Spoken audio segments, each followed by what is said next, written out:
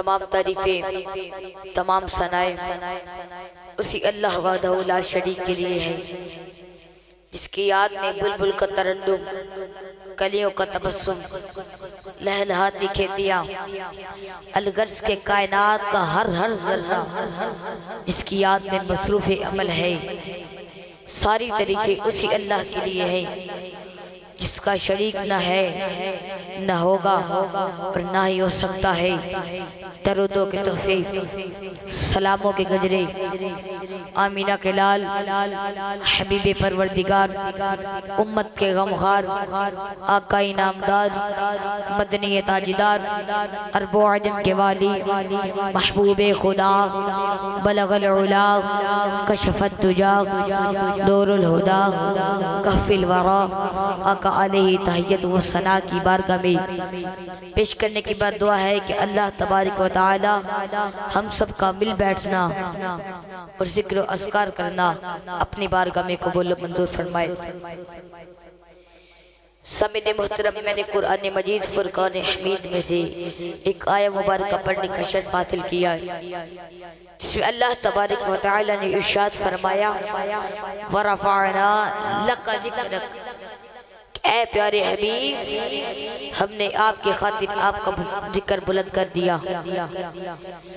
اللہ قرآن مجید میں ارشاد فرماتا ہے وَرَفَعْنَا لَكَ ذِكْرَكَ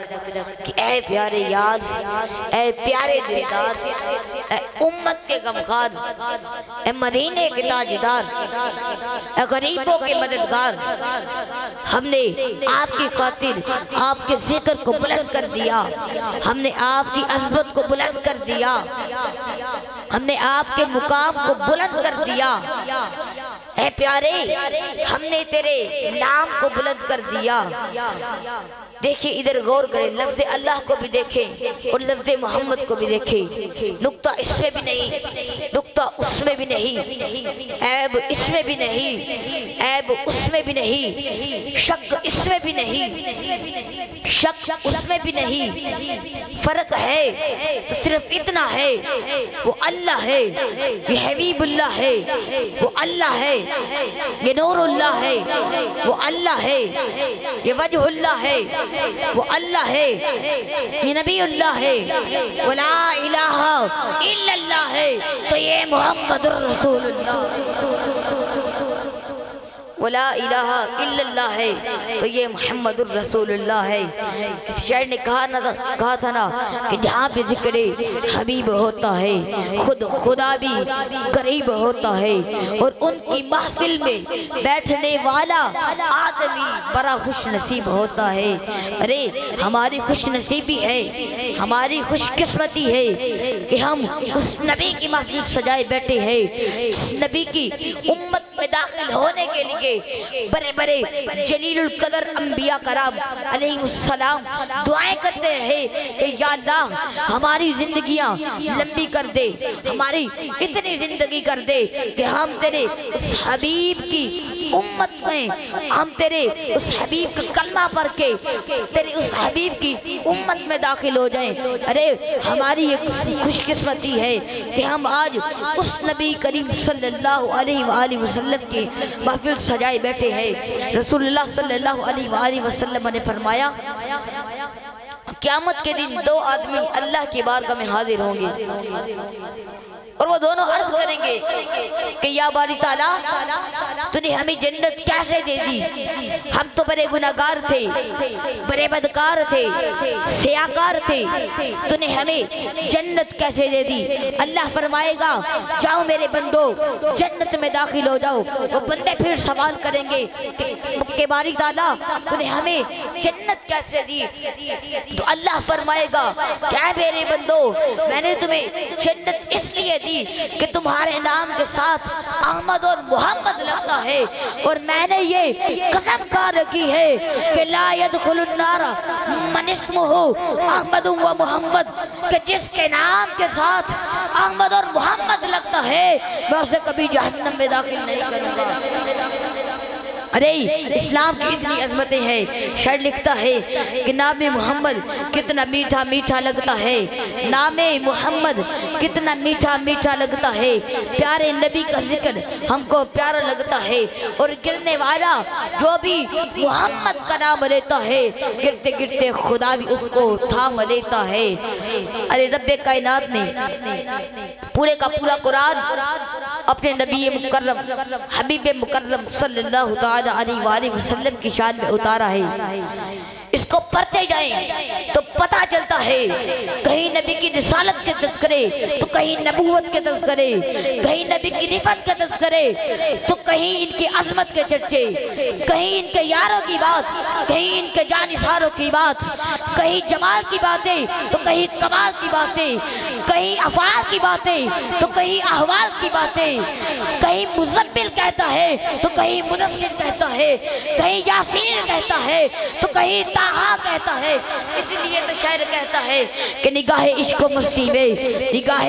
عشق و مستی میں وہی اول وہی آخر، وہی قرآن وہی فرقہ وہی یاسین وہی تاہا۔ احباب وقت اللہ تبارک و تعالی نے اپنے حبیب مکرم سے ارشاد فرمایا کہ اے حبیب محبتوں کا تقاضا تو یہ ہے، الفتوں کی مانگ تو یہ ہے کہ تو ہم سے پیار کرتا رہے، ہم تم سے پیار کرتے رہے، تو ہمیں چاہتا رہے، ہم تمہیں چاہتے رہے، تو ہماری تعریف کرتا رہے، ہم تیری تعریف کرتے رہے، تو ہم سے مانگ ہم تجھے ادا کرتے رہے، اور تو لا الہ الا اللہ کہہ کر میری تو لا الہ الا اللہ کہہ کر میری وحدانیت کے ڈنکے بجاتا جا، اور میں محمد الرسول اللہ کہہ کے تیری مصطفی کے ڈنکے بجاتا جاؤں گا، اور میں محمد الرسول اللہ کہہ کر تیری مصطفی کے ڈنکے بجاتا جاؤں گا۔ اب میں دو باتیں صرف کر کے دو مثالیں دے کے اپنی تقریر ختم کروں گا۔ پہلی مثال کلمے ایمان کی بنیاد کس پر ہے؟ کلمے پر جو ہم سبھی پڑھتے ہیں، لا الہ الا اللہ محمد الرسول اللہ، اور اس پر ذرا غور کیجئے۔ اگر کوئی بندہ اگر کوئی شخص صرف لا الہ الا اللہ کہتا رہے کیا اس کا ایمان کامل؟ بولو کیا اس کا ایمان کامل ہوگا؟ نہیں نہ ہوگا۔ تو پتہ چل گیا کہ جب لا الہ الا اللہ اور محمد الرسول اللہ کے بغیر ایمان کامل نہیں ہو سکتا، تو یہ بھی پتہ چل گیا کہ محمد الرسول اللہ کے بغیر کلمہ بھی کامل نہیں ہو سکتا۔ اب اگر تھوڑا آگے چلیے تو اذان میں دیکھیں، اگر کوئی بندہ اللہ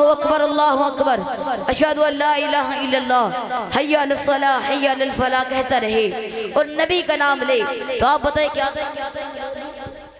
کیا اذان مکمل ہوگی؟ نادا ہرگز نہیں۔ اگر بندہ پاک صاف ہو کر مصلی پر کھڑا ہو، نیت کرے، ثنا پڑھے، اوز تسمیہ پڑھے، فاتحہ پڑھے، اخلاص پڑھے، رکوع کرے، سجود کرے، مگر تشہد نہ پڑھے تو کیا اس کی نماز نہیں ہوگی؟ کیوں نہیں ہوگی؟ جب اس نے نبی کا نام نہیں لیا، ثنا پڑھی، الحمدللہ پڑھی، توز تسمیہ پڑھی، اخلاص پڑھی، رکوع کیا، سجود کیا، مگر نبی کا نام نہیں لیا تو اس کی نماز کامل نہیں ہو سکتی۔ اگر بندہ نماز جنازہ میں ثنا پڑھے کیا کرے؟ ثنا پڑھے، دعا کرے اور سلام پھیرے، کیا نماز جنازہ مکمل ہو سکتا ہے؟ نہیں ہو سکتا۔ کیوں نہیں ہو سکتا؟ نبی کا نام لے لیا تو پتہ چل گیا کہ خدا کا ذکر نبی کے ذکر کے بغیر کامل نہیں ہو سکتا، خدا کا ذکر بھی نبی کے ذکر کے بغیر کامل نہیں ہو سکتا۔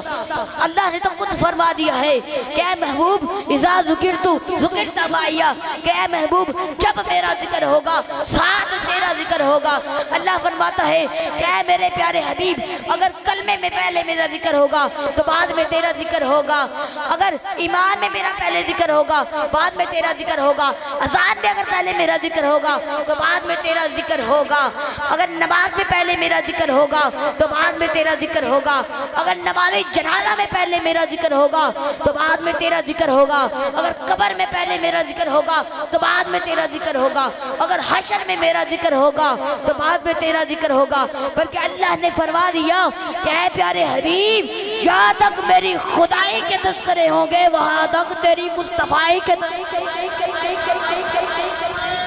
اللہ نے فرما دیا کہ اے پیارے حبیب جہاں تک میری خدائی کا تذکرے ہوں گے وہاں تک تیری مصطفیٰ کا تذکرے ہوں گے۔ اسی لیے تو شاعر نے کہا تھا کہ جہاں بھی ذکر حبیب ہوتا ہے خود خدا بھی قریب ہوتا ہے، اور ان کے محفل میں بیٹھنے والا آدمی بھی خوش نصیب ہوتا ہے۔ دعا ہے کہ اللہ تبارک و تعالی